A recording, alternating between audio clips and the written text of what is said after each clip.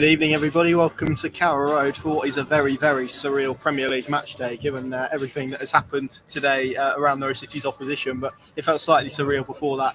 Anyway, we're here to bring you the team news, which is going to drop in a couple of minutes' time. We're expecting a fair few changes. I think it's going to be a very interesting team selection indeed when it does drop in about a minute or so. But Pad, very quickly before we come to the team news, let's just kind of touch on the events today, which have happened around Chelsea. It's felt very surreal. It was only kind of midday that they declared that they would be able to fulfil the fixture, given that they've been working out exactly what this licence entails. But probably an evening where the focus is going to be away from Norwich City, both on and off the pitch. Absolutely, mate. You're not wrong. Surreal is a good word, Connor. Very bizarre, very bizarre. Almost like an incidental football match taking place. And even in the last hour, again, looking at it from a bit of a distance, but Chelsea and their shirt sponsor 3, there seems to have been sort of an indication from that company that they don't wish to be associated, given the events that are unfolding at quite a rapid pace. So what that looks like tonight when they appear with those shirts on, we'll wait to see. But yeah, I mean, you hit the nail on the head for me. It'll go one or two ways in terms of how the Chelsea players react. They'll almost maybe siege mentality element if Tuchel, uses it to his advantage as a tactic, and they'll come out and they'll put on a performance and almost say, well, anything that's happening off the pitch is, not going to distract us from where we want to go this season, which is still, bang in a lot of competitions, or, and it would be surprising if it hadn't filtered into the camp, all those twists and turns, and ultimately at this stage, not quite sure where their club's heading. If that didn't impact that group of players, and that maybe translates into maybe the focus isn't quite where it needs to be. So we'll see. Sorry, I will cut across you. And wow, yeah, it is interesting indeed. Norwich City in a 3-5-2 formation tonight. Aaron, Zimmerman, Kabak, and Lise Malou all in. Byram, Gibson, Gilmore, and Rashica all drop out. So Norwich City line up with it like this: Tim Krul in goal. Zimmerman, Hanley, and Ozan Kabak is the back three. Aaron's right wing back. Williams left wing back, with Norman, McLean, and Lise Malou midfield, and Pukki and Sargent. The two up top, the subs bench, Gunn, Gibson, Yanulis, Sorensen, Rashica, Poeta, Dowell, and John Rowe. So that's Norwich City's team, 3-5-2. Krul in goal, Zimmerman, Hamley, Kabak, Aarons, Williams, the wing backs, Norman, Lise Malou, McLean, the midfield three, with Pukki and Sargent up front. Pat, that's very interesting indeed. What are your initial thoughts at the news that Norwich City have changed shape, and perhaps some of the inclusions in that as well? It's a repeat for Ozan Kabak, which is maybe something that we weren't expecting. No, well, immediately, unless it wouldn't be the first time I'm looking through the reserves and I don't see Sam Byram at all. So, ultimately... Well, I did. Funny enough, I was sat in this position on Saturday. I did see him limping across the pitch, which is an interesting one. Exactly. I mean, obviously, you were in the presser yesterday. They didn't give any indication there was an issue with Byram, so we'll get an update after the game. But the fact that he's not on the bench, even if it was a bit of softly with a guy who's not played a lot of football recently, you'd still think, because I thought his performance level was decent on Saturday, as it has been, at Liverpool in FA Cup as well. So not to be on the bench, that's a bit of a concern, and we'll clarify that after the game, obviously. But that is bold, but it needed something. It needed a spark, because there wasn't one on Saturday, sadly. Yes, they'll have looked at Chelsea and how they set about the task. And sorry to cut across, man. I'm just looking to my right and see Dean Smith and Thomas Tuchel in conversation with the referee this evening, Martin Atkinson, which isn't something we tend to see. Quite interesting to see both managers in dialogue with the referee for whatever reason. But yeah, just thought I'd highlight that. Sorry for cutting across. Absolutely not. They'd be talking a lot more sense than I will, mate. Yeah, that is interesting, yeah. Ends with a handshake, so there you go. But, yeah, I mean, ultimately that'll be a reaction to Saturday in terms of he wasn't happy, clearly. I think it goes without saying, he'll have been probably a lot firmer with those players than he was in public in terms of what they didn't deliver against Brentford. And... Well, defensively is the one, isn't it? Hanley, Kabak, Zimmerman. I think we're not surprised, really. Maybe Gibson dropped out because, he wasn't at the levels required, really. But to change the shape and to bring in Kabak, who hasn't played, really, a huge amount of football under Dean, that's a big call. For this type of game, that is a big call. And thank you. Cheers. And McLean and Lise Malou, well, that's an interesting one as well, Obviously, they had to make a change there in the centre of the park with no Gilmore. You'd have thought maybe Rupp off the back of what he did at Liverpool, maybe he was slightly further ahead than Lise Malou. But Lise Malou maybe felt a bit hard done by it to come out of the side as he did. So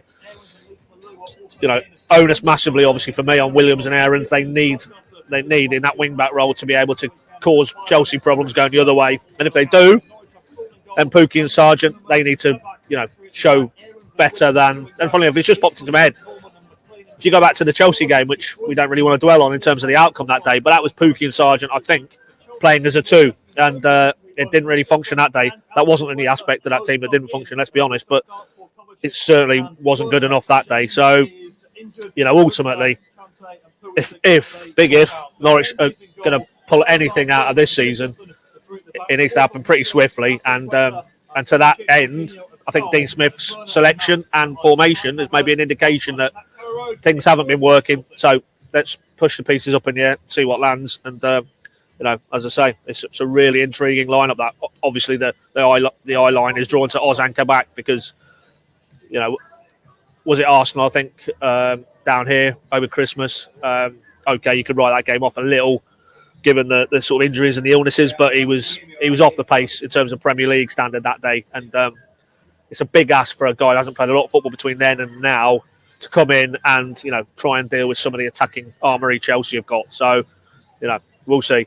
Dean Smith has obviously seen enough to believe that he can do the job. He's now got an opportunity, a rare one. He's got to take it.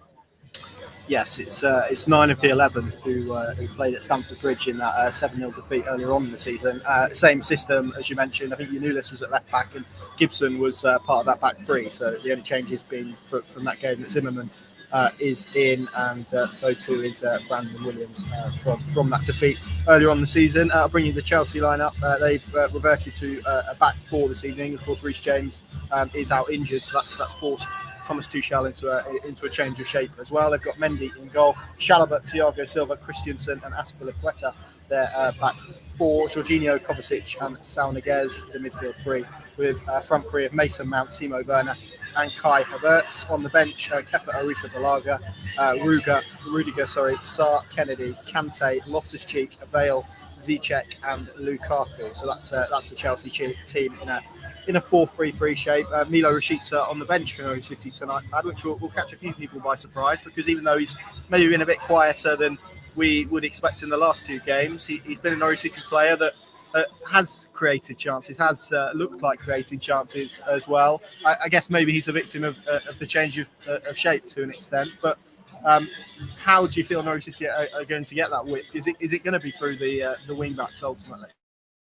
It has to be, because if I look down the sort of spine of that team, McLean, Lise Malou, Norman, all will gravitate towards the centre of the park. Sargent needs to be in and around Pukki, you would think. Otherwise, Pukki will just get isolated, as we've seen too often this season. And if that's the case, then it really is a massive onus. And ultimately, that's what Chelsea would be trying to do, and did brilliantly at Stamford Bridge. However poor Norwich were on the day, but their wing backs were, superb that day. Really, well, it wasn't even a contest in that area of the pitch, but the way Chelsea moved the ball very quickly through the centre of the park with that width as well. You're almost asking, can Norwich replicate anything approaching something similar? And to do that, we'll need Aarons and Williams on the front foot. If it becomes, as it can do, that three becomes a five, defensive five, then they're just going to get pinned in. And, that was, I did have a bit of a sharp intake of breath when you got to the Chelsea front three. Mount, Havertz, Werner.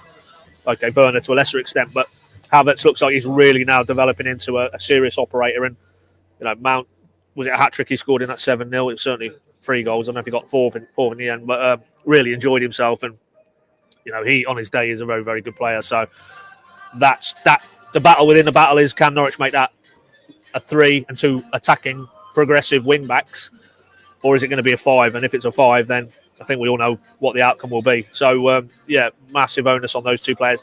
And with Rashica, in isolation, you'd think, well, in a team who are struggling to score goals and really create chances, you'd be loath to take him out of the mix. But, Dean Smith wasn't happy with him at Southampton that night, prior to the change of formation. And then he felt the formation and playing him in a bit of a 10 central role, that didn't really suit his eye. Clearly wasn't his best day at the weekend. That massive chance in the early moments, and maybe whatever the technical and tactical elements to this, maybe with Rashica, it's just take him out of the firing line to a degree and give him a bit of a breather. But let's be positive. If Norwich is still firmly in this game, you're going into the second half, deep into the second half. What an option to bring on from the bench, because he would certainly make things happen against a Chelsea team who would expect to come here and roll them over. And if they haven't done that by that stage, they're going to be quite edgy as well. So that, and the crowd will be up, of course. If Norwich, 60, 70 minutes on the clock, Norwich are still in this game, then this crowd will be fully bought into that. And then, in that context, unleashing a Rashica can be a very, very clever move from D. Smith. Yeah, I guess the only other point of note to talk in terms of actual team selection itself, Lucas Rook left on the bench. Of course, he was out with what Dean Smith said was a bit of fatigue on Saturday. I think there was maybe a slight hamstring concern in there, but he starts on the bench this evening. Pierre-Lace Malou favoured in midfield. That may be because of the fitness status of the German, who looked pretty good at Anfield, I felt, for portions of that game. But for that front two that you spoke about earlier, Pat, it was the front two at Stamford Bridge. It was in that run under Daniel Farke where Norwich tried this formation, and those two didn't quite click. I think that's fair to say. They didn't quite produce maybe the promise that we felt they were going to at that stage. So what needs to be done for that front two to produce what Norwich City will need in terms of attacking output, not just tonight, but I suppose for the rest of the season as well?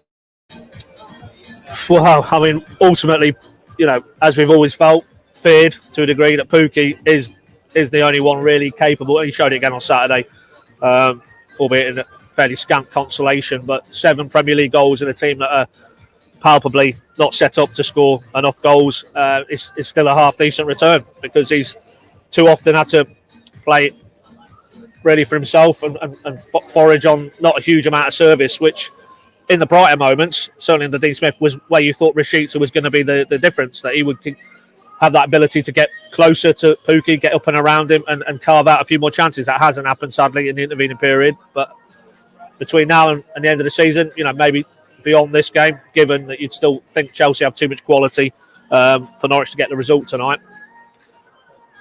The games that they need to win, but then, what's the point of talking about that? Because Brentford was a game they needed to win, and they were so far off what was required that night. So, it's hard to really, from this point, let's be honest, construct a case that they can do it, other than what happened the rest of the weekend. That bar Brentford, every other team down there also got beat, and some of them got beat pretty heavily. So it's not that you look at the league table and the amount of games and points still to play for that Norwich are cut adrift, but then you look at how Norwich are performing. The Southampton and Brentford games, nowhere near good enough as a performance with the ball in terms of that attacking goal-scoring threat you're talking about, and even defensively.